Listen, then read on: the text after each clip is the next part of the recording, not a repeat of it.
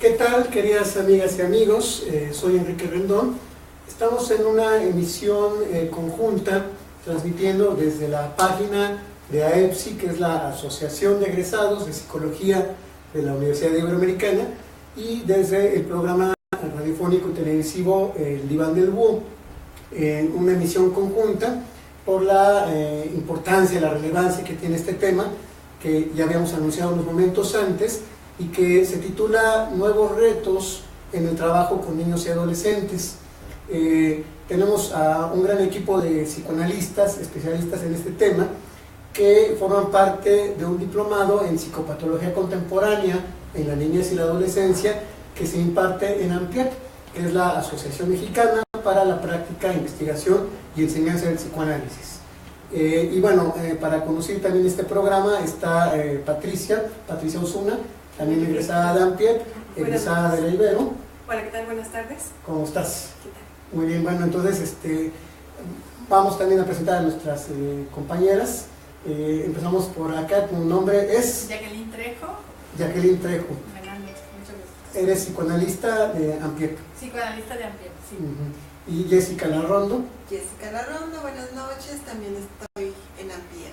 Bueno, de ahí egresé. De ahí egresaste. Y Carla Rodríguez. Carla Rodríguez, también psicoanalista de AMPIEP. Entonces, bueno, es un gran equipo de mujeres psicoanalistas que están preocupadas por esta situación en la que se encuentran nuestros niños y adolescentes contemporáneos, en esta sociedad líquida de la que habla Zygmunt Bauman. Ahora todo se nos va de las manos, se nos va así como lo que era sólido, de repente se vuelve aire. Hay por ahí una obra de un filósofo que se llama Todos los sólidos se desvanecen en el aire, que es una alusión a una frase de Karl Marx. Y bueno, ya iremos viendo este tipo de cosas. Entonces aquí, bueno, lo importante es ver por qué ahora habrá nuevas patologías en la niñez y la adolescencia, o son nuevas formas en que se está presentando. Fíjate, Enrique, qué interesante que comentes lo de Bauman. De hecho, es un sociólogo que estamos contemplando incorporar. Recién acaba de fallecer, a los 91 años. Sí, que estamos contemplando incorporar al programa del diplomado. Y también revisamos a Lipovetsky, que ya lo hemos comentado muchas veces aquí en el programa. Y bueno, los cambios sociales que ellos plantean, ¿no? Y precisamente esos cambios sociales, como han determinado también o contribuyen a los cambios en los vínculos, o sea, dan el soporte, el marco para también explicar los cambios en la forma de relacionarse los seres humanos. Y de hecho, bueno, pues como tenemos a nuestras invitadas aquí de Estrella, para que nos puedan ir abundando en estas interrogantes de cómo han ido evolucionando los diferentes puntos que determinan precisamente la patología de los niños y los adolescentes.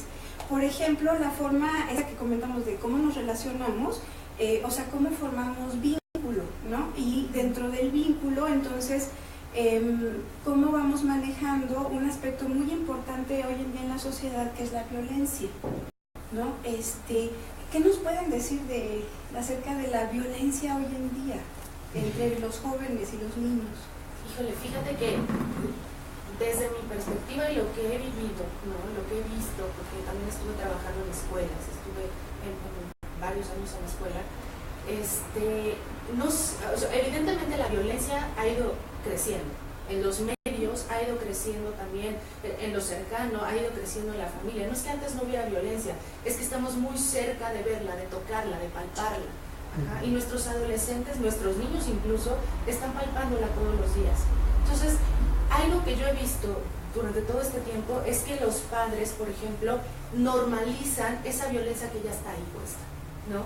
Vemos, por ejemplo, en la televisión, todos los días las noticias son sangrientas, todos los días las noticias son violentas, todos los días hay ataques. Los niños reciben esta información, los adolescentes reciben esta información, y no hay alguien detrás de esto que pueda ser un traductor de esta violencia. No, la capta el adolescente, la capta el niño directamente, y nadie ayuda a traducir esto. ¿A qué me refiero? Al vínculo, exactamente. ¿Qué va a ser un vínculo? ¿Quién es un vínculo? Un vínculo es una persona cercana que ha hecho una relación con nosotros. Entonces, esta persona que ha hecho una relación, pues, desde pequeños, por supuesto, ya hablando de los padres, de mamá y de papá, a nuevos vínculos como los maestros o los amigos. Pero estos vínculos madre y padre, que para mí me parecen básicos e importantes, no están conteniendo esta violencia, no están conteniendo esto que los niños ven, escuchan y viven todos los días. A ver si estoy entendiendo. La dificultad de la manera en que se da el vínculo es lo que no está permitiendo que la violencia sea como de alguna manera procesada o vista como algo que está sucediendo. Exactamente. Hay familias donde no se ha logrado establecer un vínculo suficientemente sano, por así decirlo, ¿no? Entonces hay inexistencia de estos vínculos. Hay a veces adolescentes que llegan a su casa, hay gente, pero no hay nadie. ¿Me explico? Sí. Entonces, está la televisión, están viendo esta parte violenta en las noticias, pasaron a lo mejor un hecho violento, tal vez no a esa gran escala, pero sí algo duro en la escuela, algún tipo de agresión personal, etcétera, y no tienen en dónde comunicarlo, no tienen en dónde llegar, vaciar de alguna manera esto y recibir una retroalimentación desde un lado amoroso, desde un lado vincular, que los pueda tranquilizar, que los pueda orientar, que los pueda reconducir. ¿Ahora qué hago? ¿Qué hago con todo esto que me está llegando? No hay una función continente. Ajá, como diría Dios. Exactamente. Les puedo explicar que van a estar bien. Que todo, de ese caos, exactamente. Que todo, esta palabra me parece súper interesante. Todo va a estar bien. A veces los adolescentes lo que necesitan no es que les digamos grandes teorías, sino todo va a estar bien. ¿Cómo podemos solucionar esto? ¿Hacia dónde va esto? ¿No? Hay adolescentes ahorita, porque los he escuchado, que ya hablan de la Tercera Guerra Mundial, y que están angustiados y le están preguntando a los maestros, ¿y los papás? Y los papás angustiados y los maestros angustiados porque no hay esta función de continente contenido, de alguna forma, como lo plantea bien. Y me llama mucho la atención esto que dices de esta normalización de lo patológico.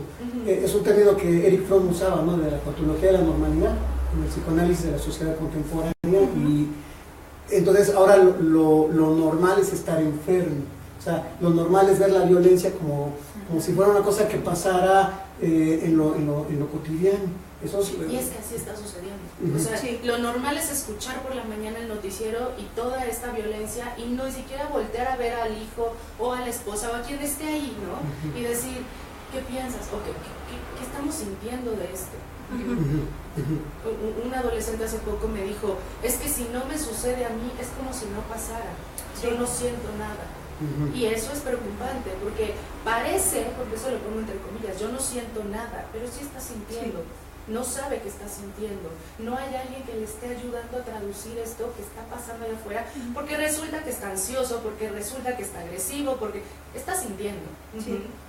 Me hiciste recordar una anécdota que de repente comentamos de los videoblogs, a un chico que les gusta comentar mucho películas de Marvel, y cuando recién salió esta película de la Guerra de Ultron, decía, qué bueno que finalmente hubo una muerte real, porque pues no es que cuando se muere Quicksilver, o ¿cómo se llama? El chico en el que corre así muchísimo, ¿no? El hermano de la Bruja Escarlata. Y entonces, no, qué bueno que se murió. Yo me quedé impactada. ¿Por qué? ¿Cómo es que qué bueno que se murió?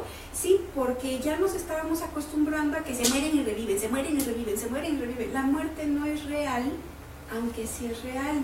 Entonces no se procesa en realidad, o sea, no pasa, como que no sucede.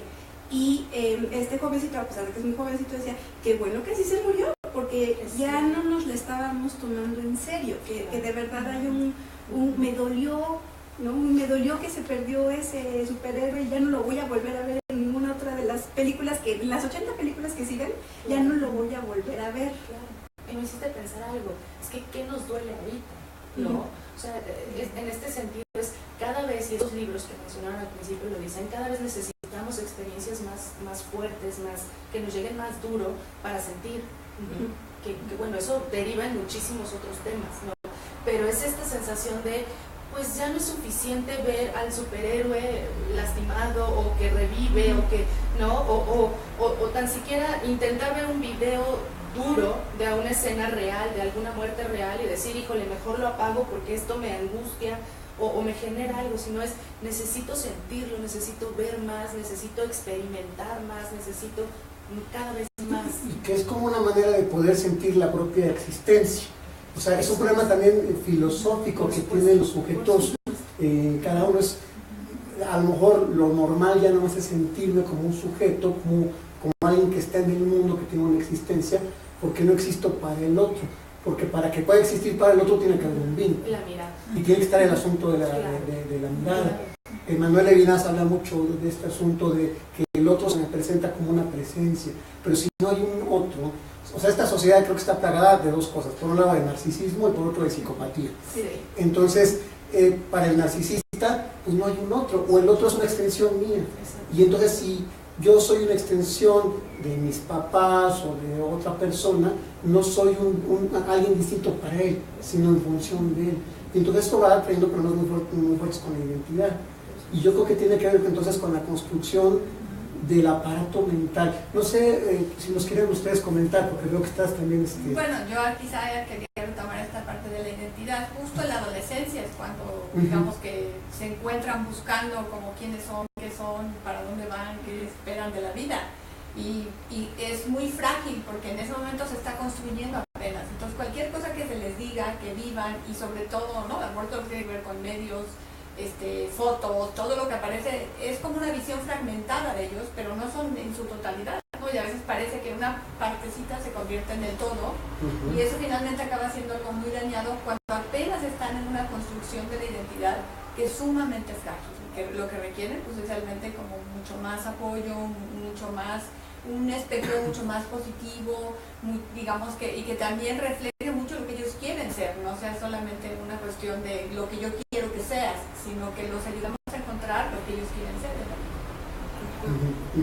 Claro, porque la gran pregunta se vuelve presente, ¿cómo afecta todo este mundo violento al que están expuestos los adolescentes en su desarrollo, ¿no? No sé si quieran comentarnos algo más, en qué otros aspectos consideran que acaba afectado el niño y el adolescente. Es que, justo como decía Jacqueline, la adolescencia es una etapa crucial, en donde está buscando su propia identidad, donde se separa de estos padres, se necesita separar de estos padres para encontrar, digamos que, su propio rumbo, su propio ser. Necesita tomar distancia, pero no romper el vínculo. Exactamente. Entonces, ahí es donde cobra gran importancia este vínculo, porque si ha sido un vínculo sano, entonces se va a retornar a él en cualquier momento de angustia o de ansiedad. Ahí está. Los padres necesitan estar. Y eso es algo que constantemente repito, porque hay padres que dicen, bueno, pues ya creció, que haga lo que quiera, ya cumplí, ya tiene 12 años, o 13 no puedo años. con él, no, ya que haga lo que quiera. Sí, exactamente, me está costando trabajo. Sí, un adolescente cuesta trabajo, no, porque necesita decirnos a los adultos, necesita esta fase o esta etapa un tanto narcisista, mucho narcisista en el adolescente, para empezar a construirse, pero tiene que seguir vinculado.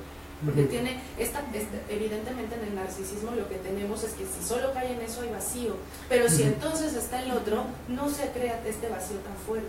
Entonces si solo la violencia cae en este vacío, empiezo a angustiarme, empiezo a enojarme, empiezo a violentarme, empiezo a no saber qué hacer, pero si cae, me parece, como en esta otra parte, con los padres o con alguien cercano, puede haber un discurso de la violencia también. Y justo el vacío, de alguna manera, yo considero que proviene mucho de que, digamos que el adolescente en principio es mucho lo que sus papás quieren que sea. Siendo niño, sus papás son lo más importante, cumple con todas las normas, hace todo lo que les dicen, hasta siente un poco que su cuerpo pertenece a sus papás, ¿no? Y entonces justo el vacío se siente en la medida en la que se va separando, y entonces se va separando y ya no es lo que los papás quieren o lo que le dicen que haga, sino empieza a construirse, y en ese proceso de construcción pues hay una sensación de vacío, de cómo voy a llenar mi ser, o sea, cómo voy a ser yo desprendiéndome de mis padres, pero ese vacío es el vacío que es como muy peligroso para que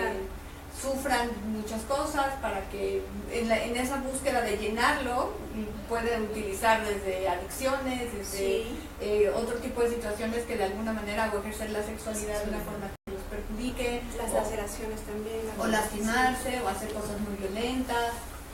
Y bueno, ahorita que mencionaban eso del vacío, estaba yo asociando con una conferencia que alguna vez nos diste, Carla, Jean-Pierre, de la importancia de los límites. Porque también, por ejemplo, muchos papás confunden y creen que el estar con los hijos es a todo decir que sí. Y siempre estar consintiendo y siempre estar permitiendo.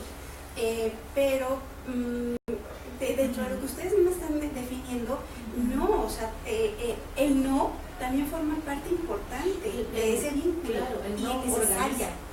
Claro, perdón, Sí. el no organiza. A ver, El no, por supuesto, organiza al niño y al adolescente. En todas las edades no va a organizar y va a poner justo estos límites claros hasta dónde tú puedes estar, hasta dónde vas a pasar y hasta dónde todavía no te toca. Todavía los adultos te decimos, exactamente.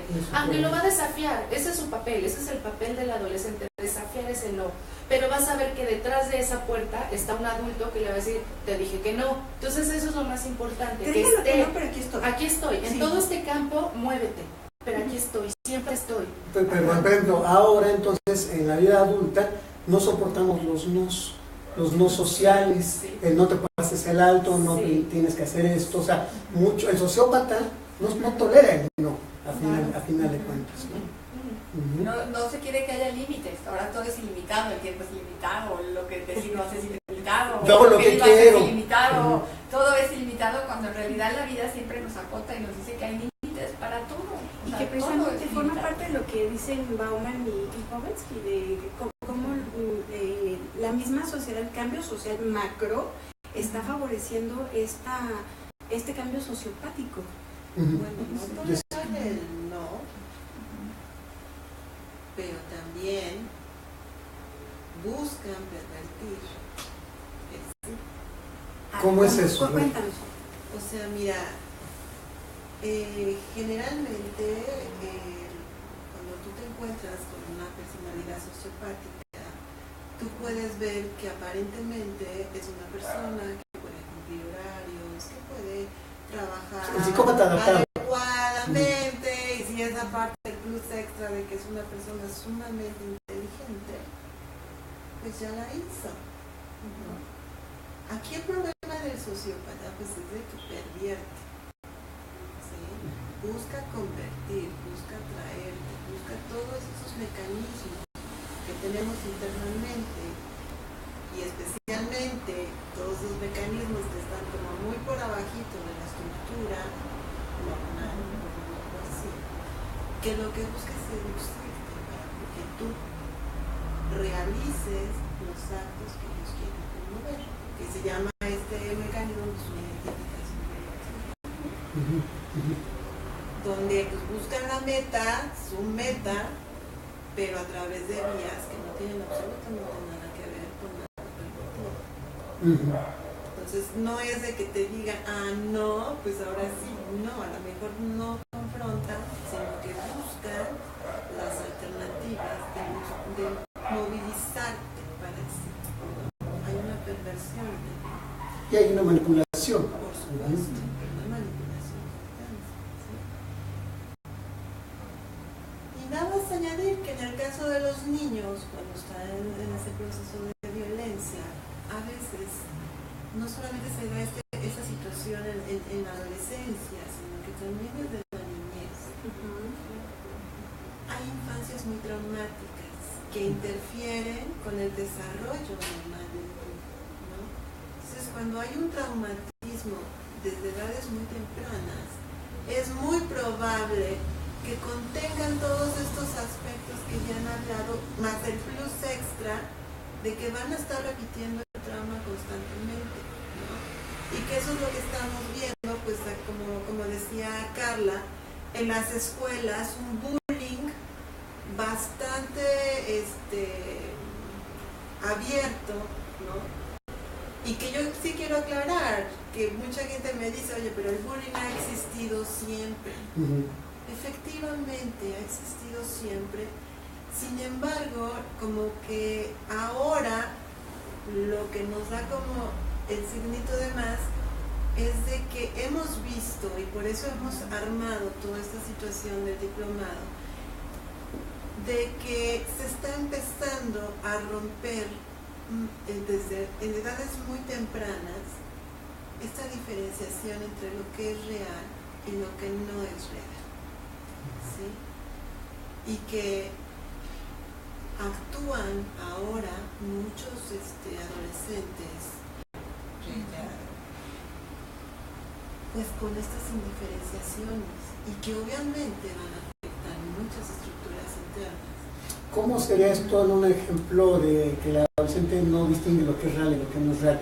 Sabemos que en el adolescente hay errores de juicio, porque obviamente el yo está frágil en ese momento.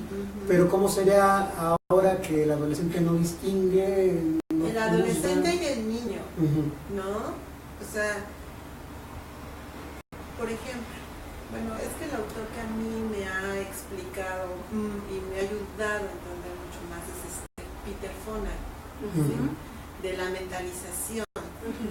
Sí. Porque hemos visto que los niños, por ejemplo, actualmente les cuesta mucho trabajo jugar, es decir, simbolizar, ¿no? En las noticias, ¿cuántos niños no han maltratado a otros niños en su juego? Jugando. Ya no es voy a simular el golpe, voy a simular el secuestro. Ahora secuestran, lastiman y en algún caso pues sí pasó que hasta mataron, ¿no? Sí.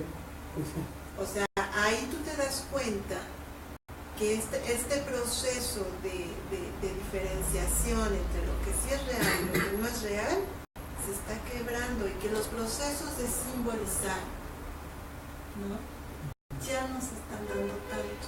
Por eso vienen como más rudas las cosas, como más en lo siniestro, ¿no? Ajá. Como más,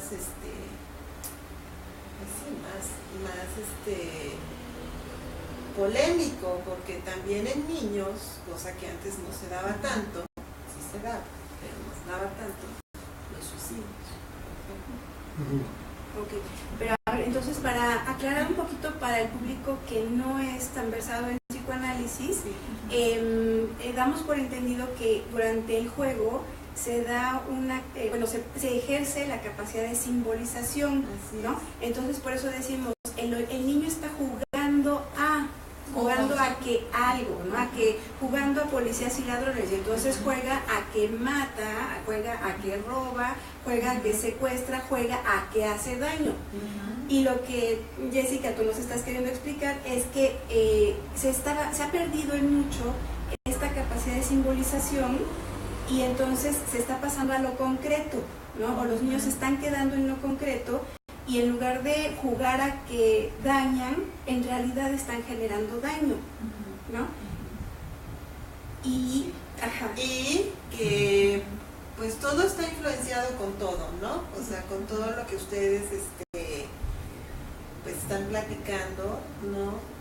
Pensando, por ejemplo, ahorita en los medios, no voy a entrar en este tema, pero en los medios, pues hay un bombardeo constante de estas situaciones sexuales, de violencia, ¿no? Hay un bombardeo de información que ahora ya los niños, desde niños, tienen que empezar a tramitar y procesar, ¿no?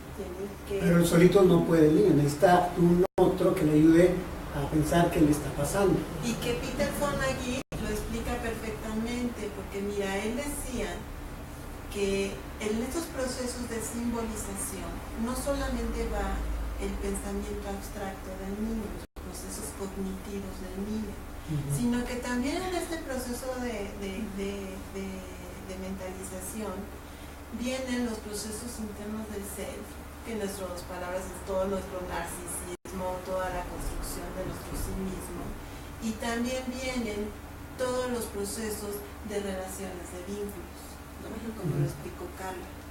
Y entonces todas estas estructuras internas, pues es como un rompecabezas, El trabajo del niño es empalmarlo para que se pueda cristalizar lo que nosotros llamamos una representación mental. ¿Qué quiere decir esto?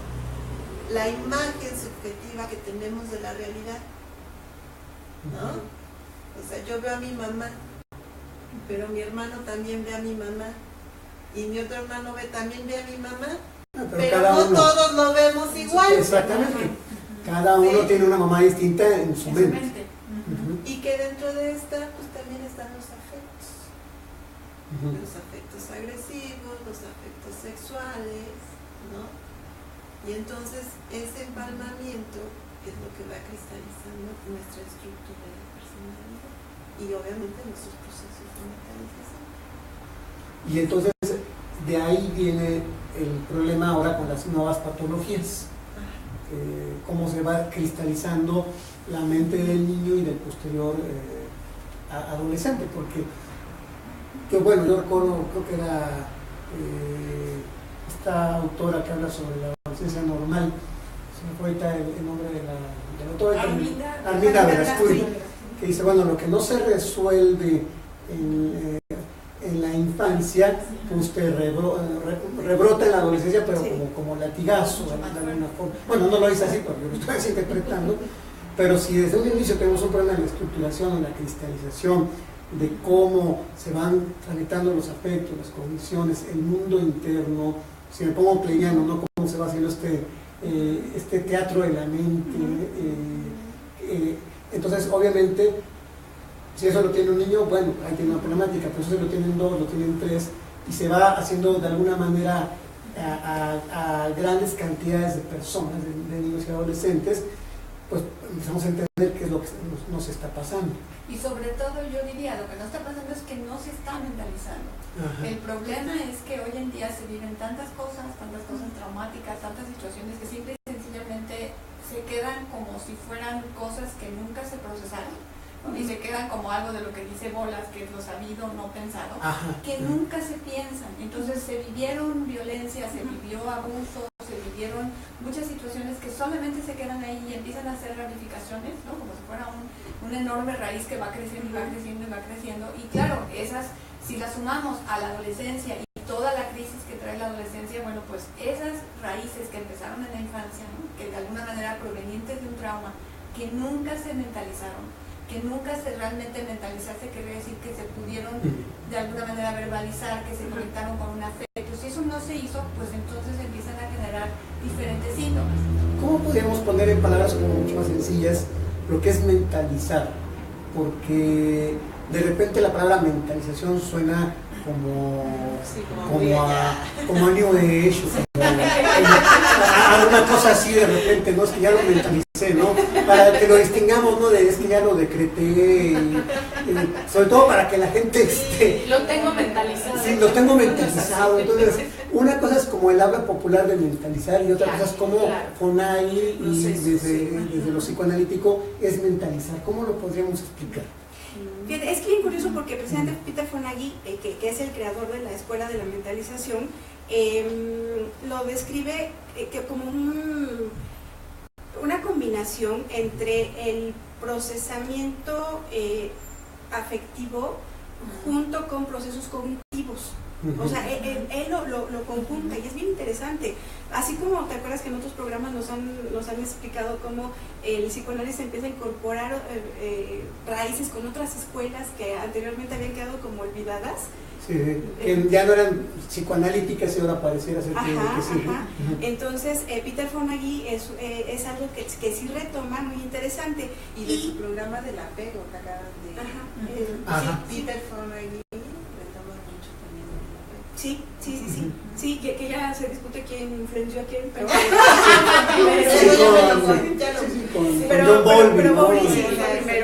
Pero el asunto es que Por ejemplo, a ver, querido público, para que vean cómo si es vigente el psicoanálisis, que ese es el tema. Pues es otro tema que trae. Sí, tenemos que discutir. Hoy más que nunca es necesario. Sí. Hoy más que nunca. Si anteriormente, por ejemplo, se planteaba la patología con base en el conflicto, ¿no? En la carencia, ¿no? Exacto, lo que ahora estamos viendo es que se explica mucho la patología con base en la carencia o en el déficit.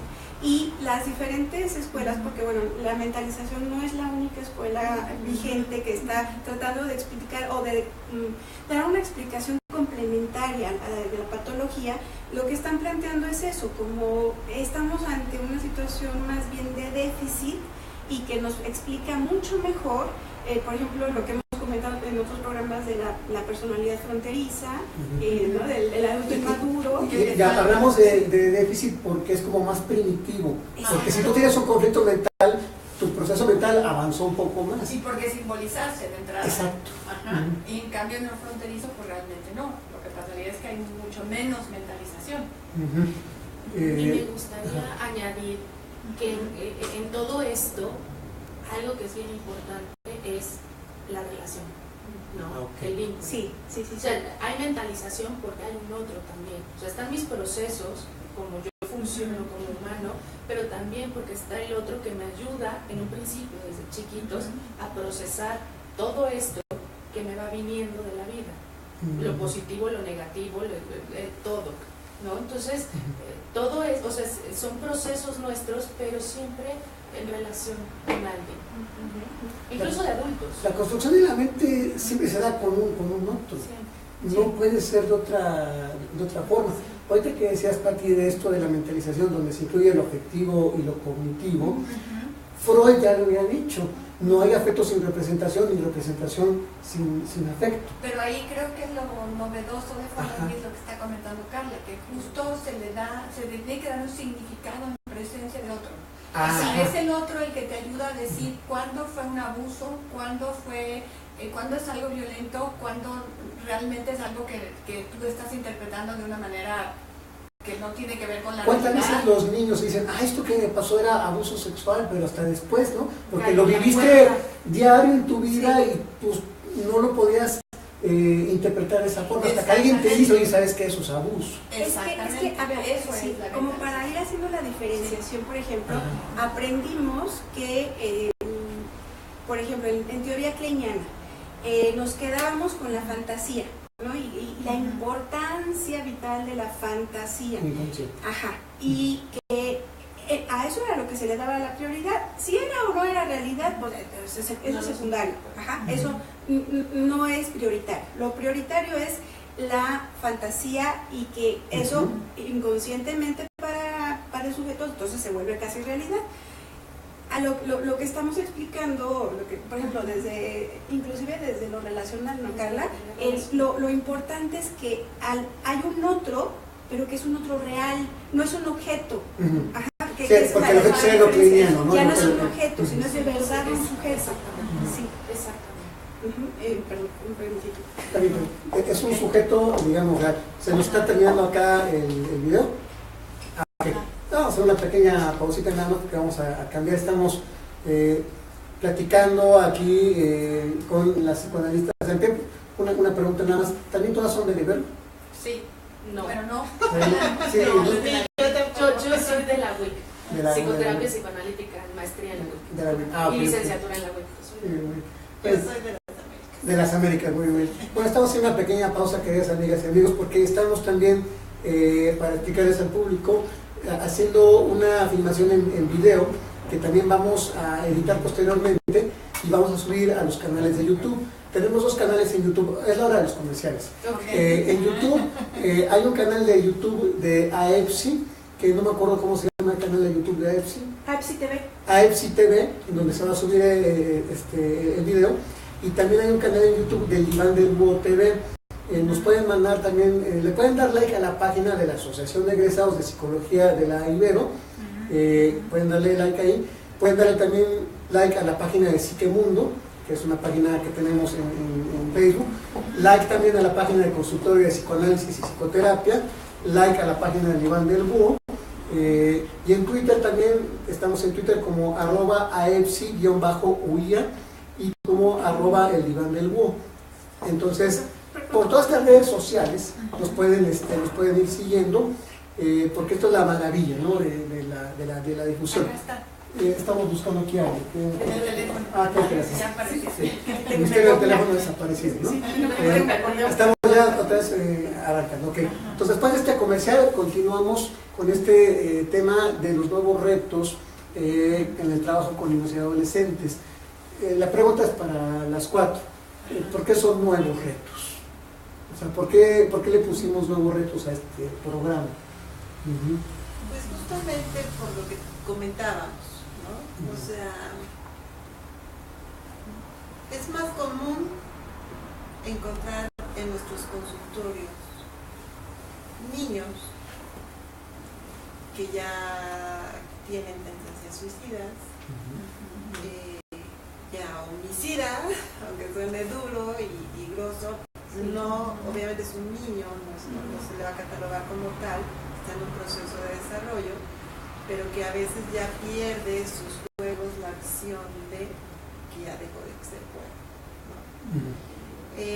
Cada vez encontramos más problemas en la sexualidad de los niños y de los adolescentes, transformaciones muy finas donde ya hay niños que están con búsquedas de otro sexo, ¿no? De otra identidad sexual, ya también es algo como muy... Donde no hubo una constancia de género, ¿no? En la mente. Pero ahora tú ya los ves, ¿no? A lo mejor antes no los veías tanto, a lo mejor no se dejaban hablar tanto, pero ahora ya están niños que quieren cabellos largos para querer ser niñas, o tienen algunas confusiones que no necesariamente están ligadas con un cambio de su identidad sexual, ¿no?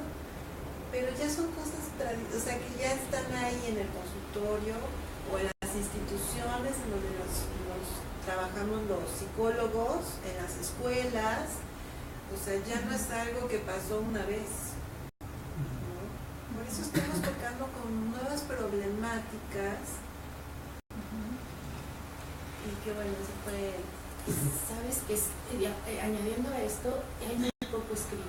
Eso. O sea, al buscar toda la información del diplomado, de los módulos, nos topamos con temas que había algunos temas como sexting que damos en el diplomado, que no hay escrito nada en cuestión psicoanalítica. Sí hay, obviamente, páginas, hay todo eso, pero en cuestión de qué pasa en el ser humano, etcétera, no está escrito, todavía no, o hay muy poco. En cuanto a sexualidad, hay muy poco escrito también, ¿no? En este tenor, con los adolescentes, con los niños, hay muy poco escrito. Entonces, por eso son nuevos retos, porque creo que a toda esta nueva generación de psicoanalistas, de psicólogos, de terapeutas, etcétera, nos toca hacer teoría. Generar esto, porque sí. Yo creo que no estábamos preparados los psicólogos, los psicoanalistas, los profesores, todas las personas que trabajamos en los procesos de desarrollo, no estábamos preparados para la posmodernidad, de alguna forma. Los tiempos del psicoanálisis no están preparados para la posmodernidad, ¿no? O sea, la gente quiere llegar a consulta, 2, 3 sesiones, ya estuvo, doctor, ya nos vamos. No, hay que esperar. Y en la posmodernidad nos dicen todo rápido. Así no hay espera. Y aparte, la cultura del no esfuerzo. Ahora ya nada tiene que costar esfuerzo. A uno como profesor le dicen, oye, das la clase, pero que sea suavecita, que se diviertan los alumnos. Sí. Sin examen, hace, un cuatrimestre uno me dijo, hay que hacer un proyecto, y dice, entonces venimos hasta la última semana de clases a entregar el proyecto. O sea, ¿qué onda, no? Pero si pasamos esto al contexto terapéutico, es lo mismo. Doctora, ¿cuántas sesiones necesito? ¿En cuánto tiempo voy a salir? ¿No? Sí, la inmediatez de un clic. Claro, exacto, totalmente. Sí, o sea, de un clic, de que toda la información, todo el universo ya está en un clic. Que eso, por ejemplo, se ve muchísimo en la sexualidad, ¿no? O sea, que es un tema también que traemos para esta ocasión. Si nos quisieran platicar precisamente por qué, por ejemplo, la inmediatez, por qué, por ejemplo, habiendo tantos anticonceptivos hoy en día, los chicos no los usan. Los chicos tienen unas prácticas sexuales de miedo. Tienen la Los información, embarazos van para arriba. pero tienen la información cognitiva Y de los que están los condones, están todos los Lo preservativos. saben desde primaria. Y sin embargo el índice de embarazos va para arriba. ¿Qué explicación pueden dar ustedes al respecto? Bueno, yo lo que digamos que he reflexionado es que, o sea, precisamente sí tienen como esta parte cognitiva, pero la sexualidad humana es algo mucho más complejo, ¿no? Empieza desde que somos unos bebés, ¿no? Y esos bebés que nuestros padres tocan nuestros cuerpos, los limpian, limitan su movimiento, y al principio sus cuerpos son de nuestros padres de alguna forma, ¿no? O sea, es mi hijo. El cuerpo uno no lo siente como propio hasta que va creciendo. Cuando ya vas creciendo, entonces empiezas a adueñarte de tu propio cuerpo, pero empezando desde lo físico. Te adueñas después de tu cuerpo, a lo mejor empiezas a adueñarte de tus sensaciones. Después de tus sensaciones tienes que adueñarte de tu deseo. Yo creo que una de las cosas por las que no funcionan todos los métodos anticonceptivos y las campañas, aunque ahora me parece que son un poquito más sensibles en cuanto a la magia del amor, por ejemplo, o sea, que están conectando un poquito como con algo que tiene que ver con el afecto, con los sentimientos, pero creo que detrás de todo está que el deseo sexual no es algo que de alguna manera los adolescentes se adueñen de su propio deseo sexual. No es el otro el que quiere, soy yo el que tengo un deseo sexual, que tengo que conocer, que tengo que aprender a explorar mi propio cuerpo y saber que yo lo siento. ¿Y qué voy a hacer con ese deseo sexual? Pero mientras no haya una verdadera conciencia de que es mi cuerpo y es mi deseo, pues de alguna manera protegerse es como de alguna manera aceptarse sexuado, aceptarse con deseo. Entonces pues no necesito protegerme porque en realidad como que todavía no termino de ser dueño de mi cuerpo. Sin embargo yo diría, es un proceso largo. O sea, empezamos en la infancia, pero hasta la adolescencia ya muy avanzada, no sé, a lo mejor 20, más de 20, 22, quizá se puede decir, y ni así, ¿no? Porque por un lado hay muchas restricciones a que no se ejerza la sexualidad, por otro lado hay mucha libertad de que sí se ejerza, pero en el camino como que la información ronda en la protección, como desde el punto de vista corporal, pero no tanto desde el punto de vista de mis emociones, de mis sentimientos, de lo afectivo tampoco, ni de mi propio deseo, de cómo le hago para ligar y ejercer mi sexualidad, no solo en la parte física, sino también con la parte afectiva. Porque los jóvenes de hoy en día dicen, bueno, pues voy a tener sexo, ¿no? Como si nada más fuera, sí voy a tener sexo, ¿no? Me aprieto el botón y ya tengo sexo. Me doy, ¿no? Y de alguna manera, pues, como si pudieran desconectar los cables del afecto y entonces no van a sentir absolutamente nada. Fue puro sexo. Pero en realidad no. O sea, cada relación sexual se despiertan anhelos, se despiertan fantasías, el anhelo de cercanía, que también de alguna manera el no utilizar por ejemplo, el no utilizar un condón pues podría verse como una cercanía, ¿no? Que la manera de tener la mayor cercanía. ¿Por qué? Porque no hay como una barrera, ¿no? Y sin embargo puede ser que haya una barrera a través del condón. Bueno, entonces finalmente ¿para qué lo utilizan? Pero es una fantasía de cercanía, porque realmente es algo simple y sencillamente que somos dos seres que en algún momento se vinculan afectivamente, se pueden vincular sexualmente, pero siempre es una cercanía fantasiosa, porque somos dos personas. ¿No? Nunca se puede borrar esa diferencia.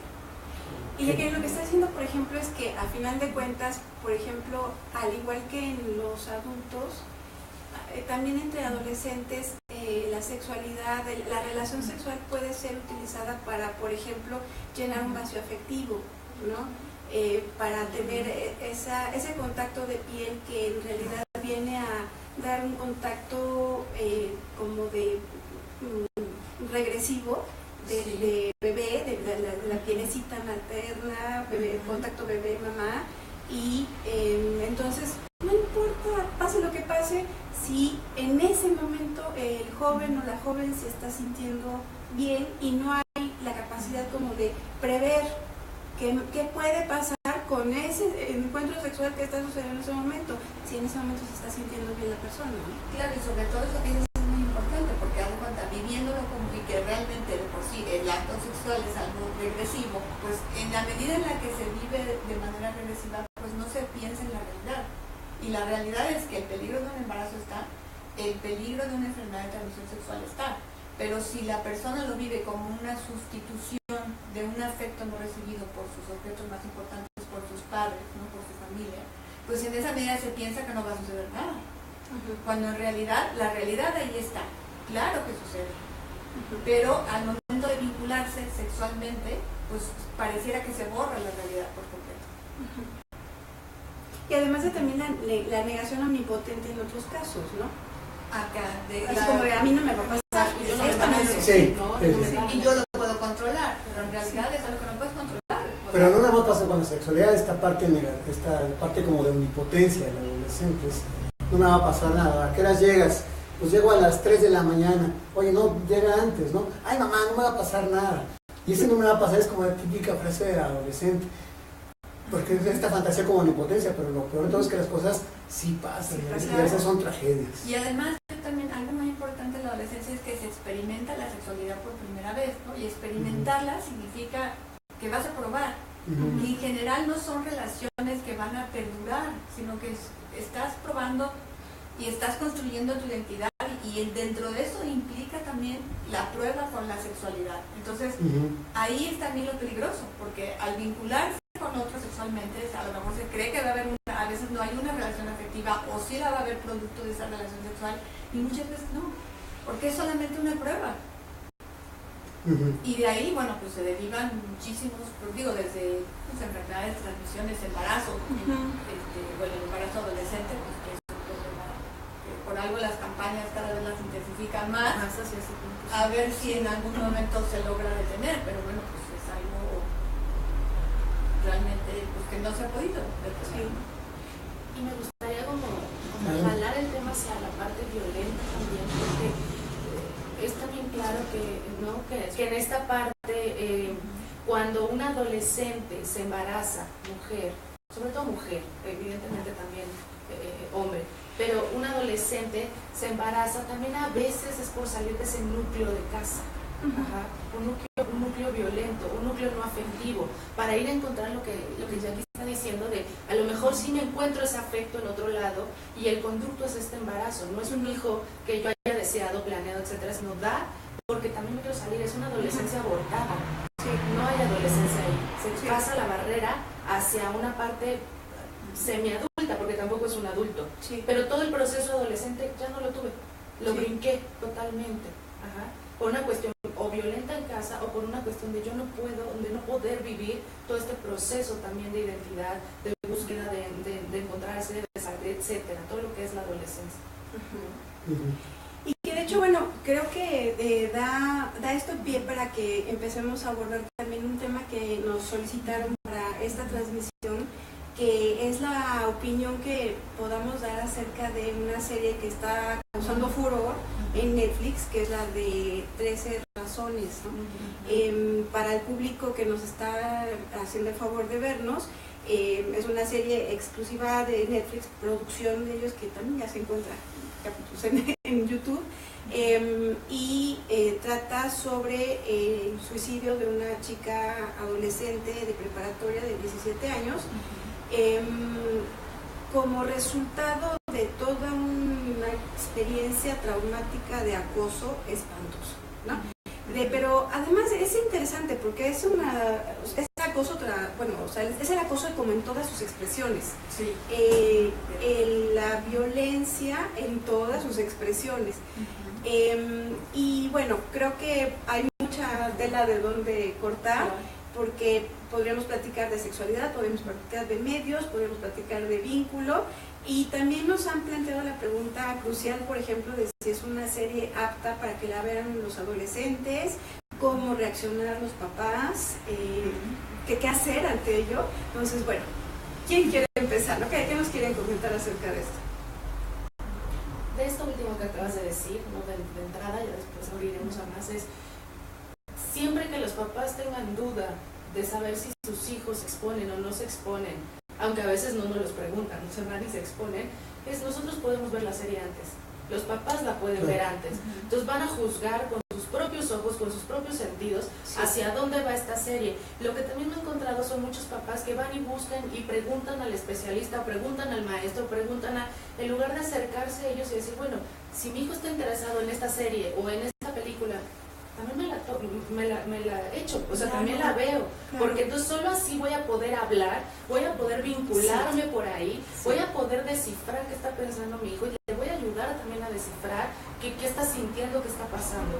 Y otro es que yo estoy como padre, debemos estar, o sea, los padres tienen que estar alerta. Esta serie tiene en cada capítulo advertencias. Sí, en este capítulo se van a ver imágenes, ¿no?, sexualmente violentas, etcétera. Entonces, como padre, si me lo está advirtiendo, primero la veo. Si mi hijo ya me ganó, entonces veo qué vio y qué sintió con eso, pero también yo me hago un poco responsable, o mucho responsable, porque soy totalmente responsable de estos chiquitos, de mi hijo, de mi hija, y entonces veo y juzgo, ¿no? Y sabes que eso, Carla, a mí me parece esencial. Responsabilidad parental. Por favor, no podemos permitir que nuestros hijos vean lo que se les dé la gana libremente. O sea, sí van a estar expuestos, ¿no?, a los medios. En los medios hay mucha violencia, pero la responsabilidad finalmente es, bueno, ahí está, acompañarlos. Tengo que enterarme de qué cosas están viendo. No puedo dejar libremente que recorran toda la red, sin ninguna orientación, sin ningún límite. Tengo que estar ahí, exactamente, ¿no? Aquí estoy para contener. Pero ese es uno de los problemas, que los papás no están. Ese es el asunto. Ese es uno de los problemas en relación a los problemas que están teniendo los niños, adolescentes, con los medios. O sea, si no hay papás, si no hay vínculos, el niño va a formar un vínculo, o el adolescente, con la computadora. ¿Sí? Totalmente. O sea, antes era la televisión, pero el problema de la computadora es que es un universo de mayor amplitud, donde tú puedes ver todo. Entonces, cuando tú ya te vinculas con la computadora o con el celular, y que obviamente eso está ligado a las redes sociales, a las series, ¿no? Pues entonces ahí tú ya estás ligado y estás empezando a poner cosas internas en eso, en ese programa. Sí. Entonces, cuando no hay papás que están viendo, que están rastreando, cuando no hay, como decían, esos vínculos, pues el niño va a tener la libertad de interpretar eso a como se le pegue la gana. Y no solo interpretarlo, Jess, porque, por ejemplo, sabemos de los programas, de las aplicaciones que requieren que empiezan a pedir datos, y entonces el chiquito o joven empieza a dar información ingenuamente, y ahí está, es un gancho, ¿no? Entonces es muy peligroso. Y como dicen, los programas de internet o los programas que venden mucho, en el medio le ponen anuncios comerciales de adultos. ¿Sí? Sí. Entonces, cuando los niños empiezan a estar bombardeados con esos comerciales de adultos, pues tienen un acceso todavía de mayor amplitud de terrenos que no están listos para procesar. Sí. Y ahorita que dijiste esto que estabas comentando, rápidamente comentar que cuando un niño no siente el afecto, el vínculo en los territorios conocidos, o sea, en casa, en escuela, etcétera, es muy fácil que se le convenza por medios electrónicos o por persona, no directamente, que yo sí te voy a querer, yo sí te voy a hacer caso, porque están carentes de eso. Entonces ahí es donde entran, ese es otro gran tema, a estas cuestiones o cuestiones de venta de drogas, o cuestiones pues, no sé, o sea, diferentes situaciones donde les ofrecen o aparentemente les ofrecen esto de lo que carecen, que es el cariño, la atención, el cuidado. Ahí sí los empiezan a frecuentar y a ver y a decir, oye, qué bien te ves, qué bien vas, qué bien lo haces, cosas que en casa no reciben. Entonces se van directo a donde sí lo tienen. Y esto es bien peligroso, es violencia absoluta. Son núcleos muy violentos porque están pervirtiendo, justamente, son núcleos muy perversos, están haciendo lo que necesita el niño para atraerlo, y entonces ya que te tengo aquí te convierto en... Pero eso es un tema enorme, ¿no? Sí, porque también los núcleos narcisistas, hay papás que ya le suben a un niño de 4 o 5 años o hasta de 10 años ahí su Facebook. Mi hijo ya tiene el Facebook, ¿no? Cuando a lo mejor todavía no está listo, no está preparado para poder saber los límites. Eso es importantísimo, Jess. Facebook y todas las redes sociales requieren ser mayor de edad. Eso todos los padres de familia deberían tenerlo acá para participar, para tener cuenta en una red social, Facebook, Twitter, YouTube, la que sea, se requiere ser mayor de edad. Pero es el mismo papá el que está abriéndole la cuenta al muchacho. Sí.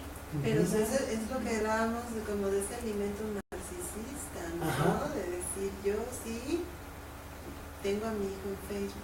Y para lucir, ¿no? Todo lo que ya tiene o lo que es. Y ahí está lo perverso, ¿no? O sea, abro el Facebook de mi hijo y entonces soy un gran padre, pero no ceno ni desayuno con él, y si llega de la escuela yo estoy en otro lado, y ¿no? Entonces realmente lo importante es que tu hijo tenga un Facebook, o realmente lo importante es cenar juntos, o pasar un tiempo de fin de semana juntos, o ver la película juntos. Importante. Entonces ahí está lo narcisista, lo perverso, lo que no se entiende del vínculo. Es un vínculo tan vacío.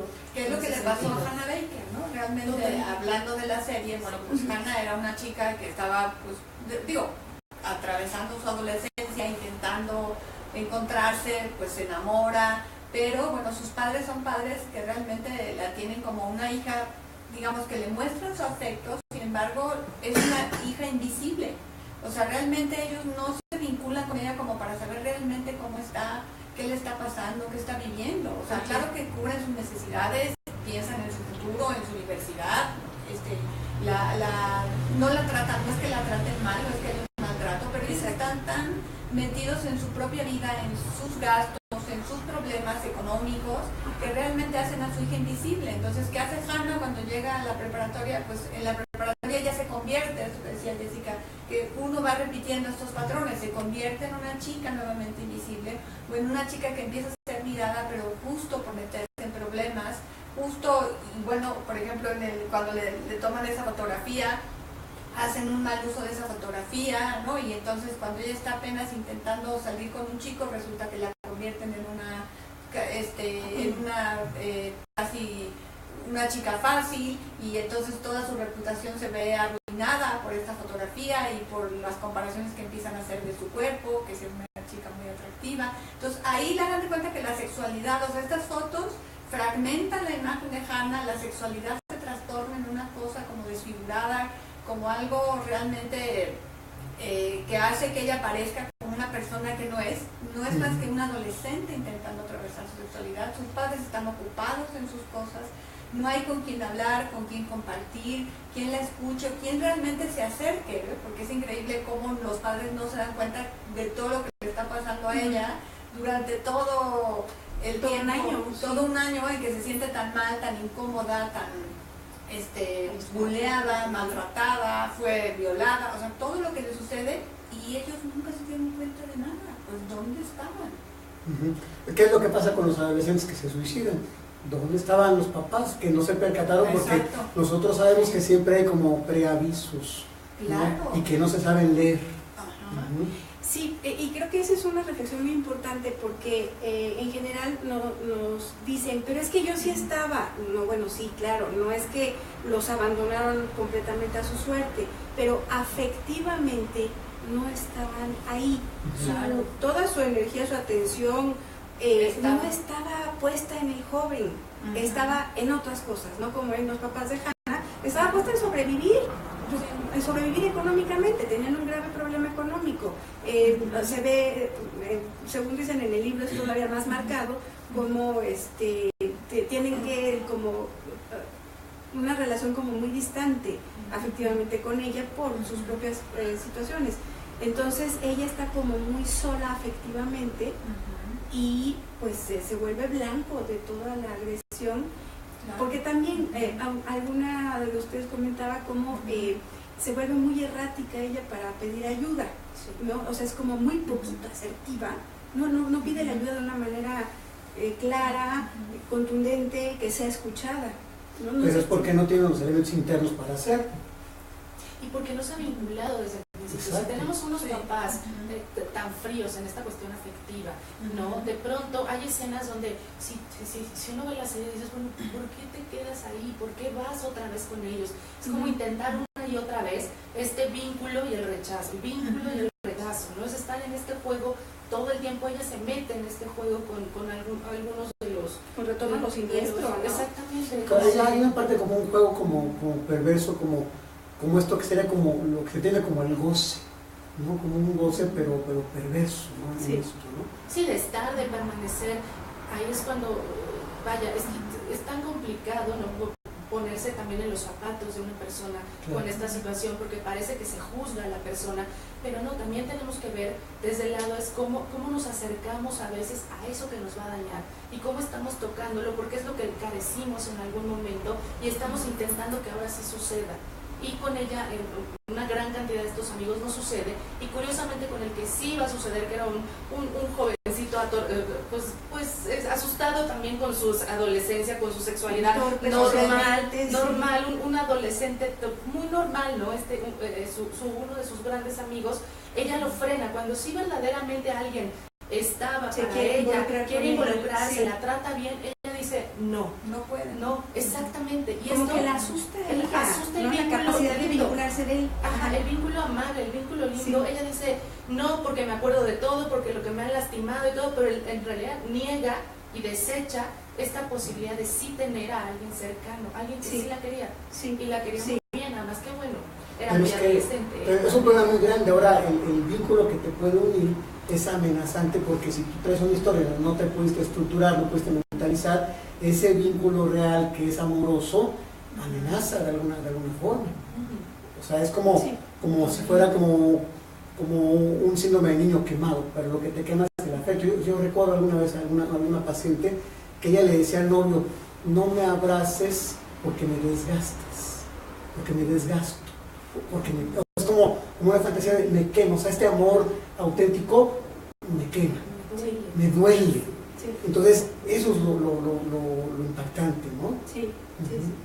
Y bueno, nada más comentar que bueno, más bien añadir, porque lo que estás diciendo es justamente lo que quiero decir. O sea,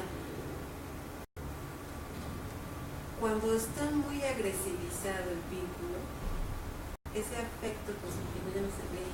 Exacto. ¿No? Y se ve muy claro en cómo maneja esta chica, Hannah, a los personajes que para ella fueron los causantes de su suicidio, ¿no?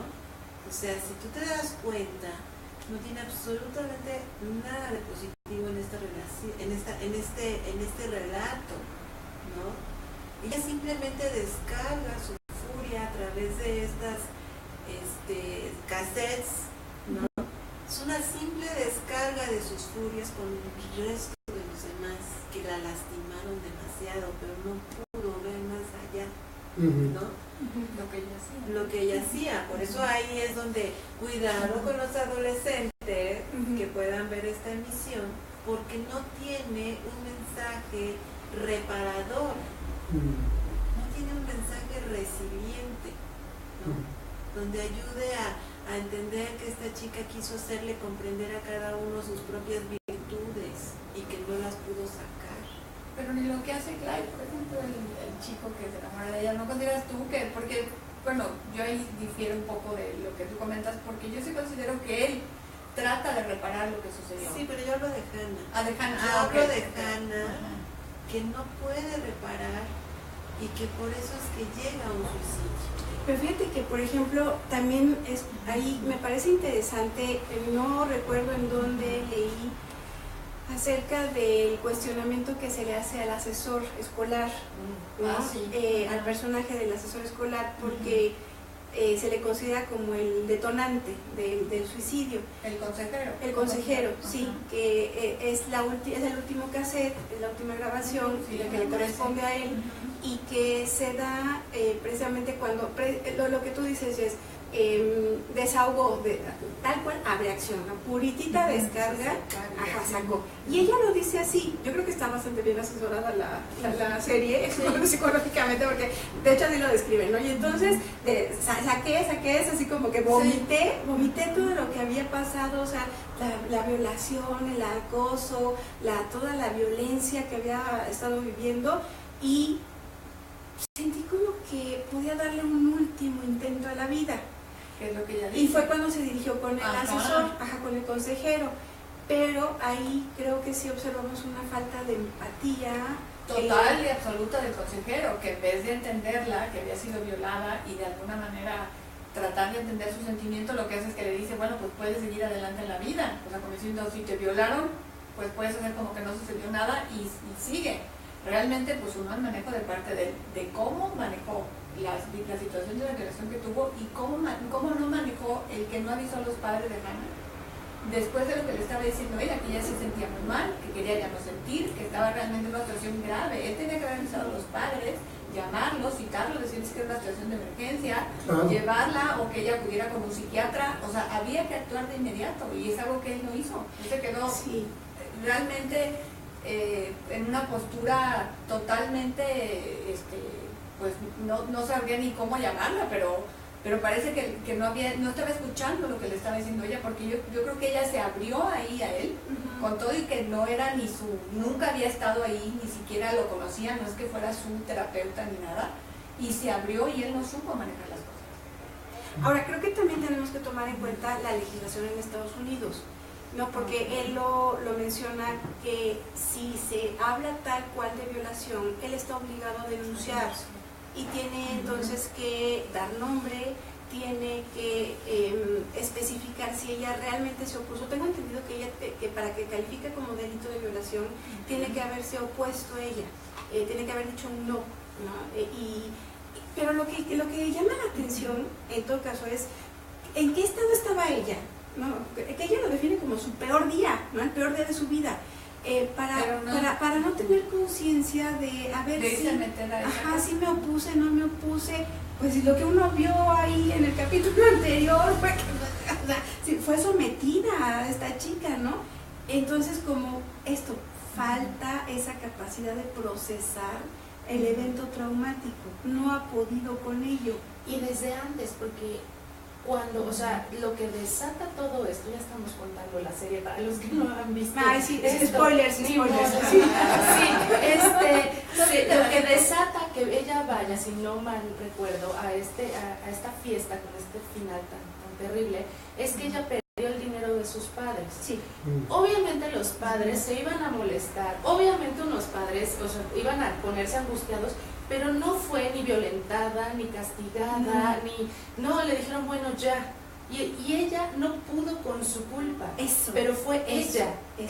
Fue por su violencia interna también. Pero también yo diría, ella se siente inadecuada. Porque ella dice, yo no soy la hija que mis padres hubieran querido, pero yo te diría, ella tampoco se sentía adecuada en la prepa. Ella no se sentía adecuada en ninguna parte. Y ahí es donde vemos una cosa, ¿no? Como muy interesante de analizar, porque evidentemente no eran padres cercanos, eran padres ausentes, pero no le decían que era inadecuada, no la hacían, pero sí sus acciones parecía, al no hacerle caso, por estar pendientes de otras cosas, que ella podía entonces descifrar o para ella sentir que no era adecuada en ningún lugar.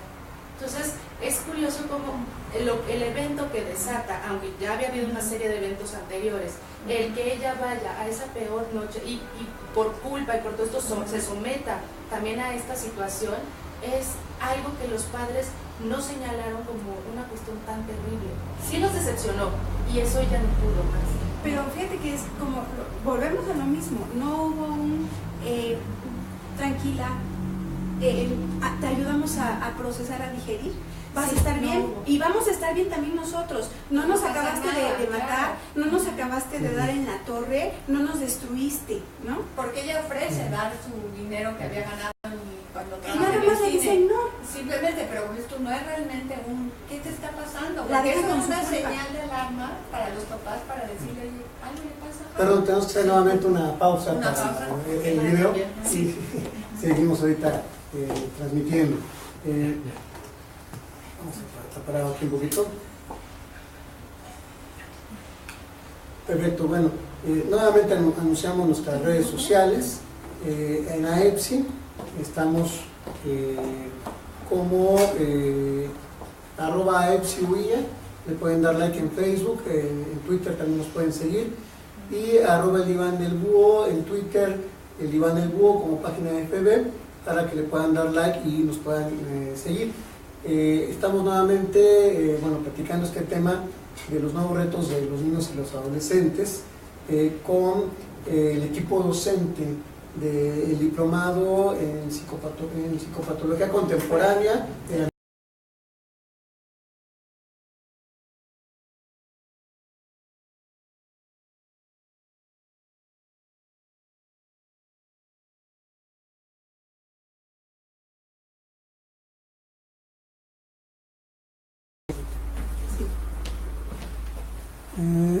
no, ahí estamos todavía. Seguimos transmitiendo en vivo, pero ya que me estoy acercando acá, estamos ya filmando acá todavía. Ya estamos. A ver si hay algunos comentarios en las redes. Fíjense. Liliana Guillén pregunta cómo cambia el apego en esta etapa. Imagino que es una pregunta hecha al inicio del programa, ¿no? Pero bueno. No sé, tú tienes una serie de preguntas ahí en tu celular. Bueno, sí. O de ideas, ¿no? Ajá, nos preguntaban también, por ejemplo, sobre un caso que al parecer se presentó en un colegio de crisis de angustia, después de haber visto esta serie, de las 13 razones.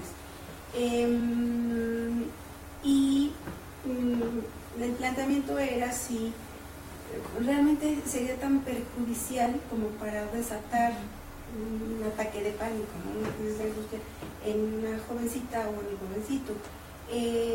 ¿O ustedes qué piensan? Yo pensé cuando nos comentaste eso que probablemente la chica que le da ataque de pánico habrá sufrido un abuso, ¿no? O sea, habrá tenido alguna cuestión de abuso sexual o violación, no sé. El chiste es que, se vomitó en el momento en que dio una violación, entró en un estado de pánico, porque a lo mejor ni siquiera lo había como pensado, a lo mejor sí lo sabía, pero nunca lo había pensado. Entonces por eso, ese ataque de pánico. Y como dicen, realmente es una serie que tendrían que ver adolescentes no tan jóvenes, ¿no? Y habría que primero los padres verla y verla en compañía y ser una serie explicada y que de alguna manera tenga como un propósito, ¿no? Si se va a ver, que tenga como un propósito, un fin. No es como yo creo que tiene una buena lección, hasta donde digamos que estos 13 capítulos tienen una lección de vida porque reflexionan sobre la importancia de cómo tratamos a los demás. Todo lo que decimos y todo lo que hacemos los impacta, a lo mejor, y más los adolescentes y también los adultos, de pronto no piensas cuando dices algo, pero realmente, ¿no? Todo lo que dices y lo que haces tiene un impacto en el otro. ¿Y qué pasó con Hannah?